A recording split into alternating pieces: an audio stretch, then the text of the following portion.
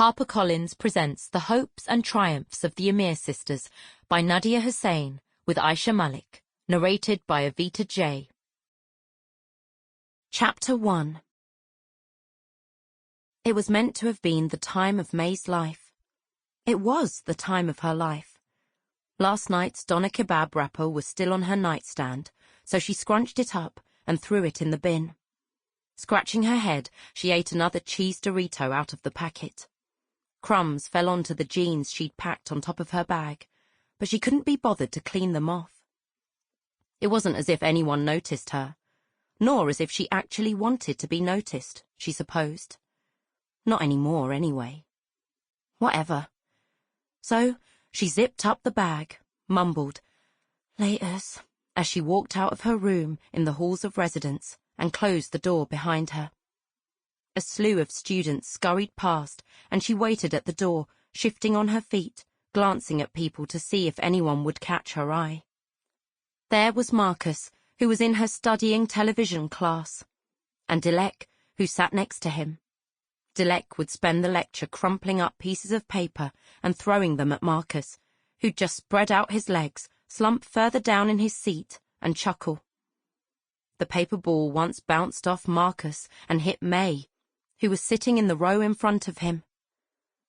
"Oops, Soz," whispered Dilek.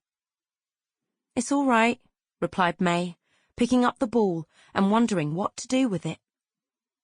She'd wanted to make a joke while handing it back. More useful than making notes in this class.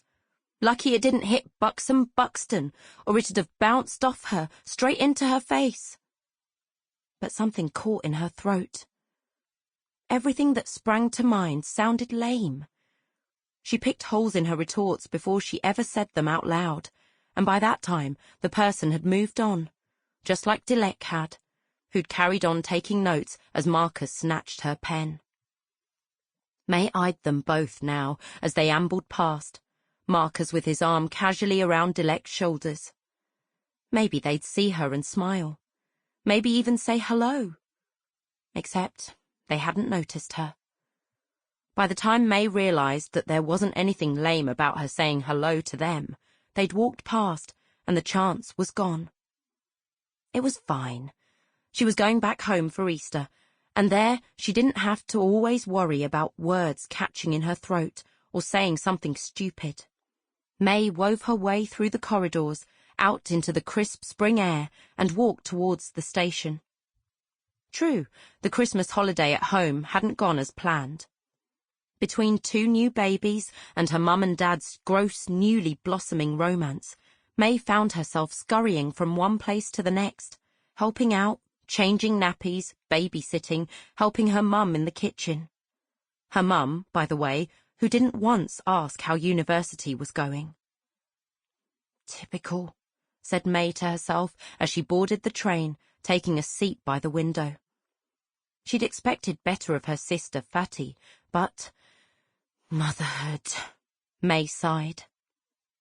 This time would be different, because the babies weren't as new anymore, and there was a party, of course, because the whole family was getting together after so many months. Her dad had said they were throwing it in her honor. They might not say it very often, or at all, but Mae was sure they were proud of her being at university, even if she was only doing media studies. Maybe her family would ask her enough questions about university for her to see that university wasn't that bad. Because it wasn't, really, was it? A few hours later, she stepped off the train onto a small platform under an overcast sky. Ash, her brother-in-law, would be waiting to pick her up so they could drive down to Wyvernage. Sisters WhatsApp group. Mae. "Yo, fam, where's the bro-in-law at?" Mae waited for a response, but after a few minutes, when she saw no one was typing, she called her mum and dad's house phone. It rang 12 times before her harassed-sounding mum picked up. "Hum!" she exclaimed. "Whoa, Madre, easy on the eardrums." "Oh, Mae, what is it?" Just waiting here at the station." There was a pause. What stick? Sample complete. Ready to continue?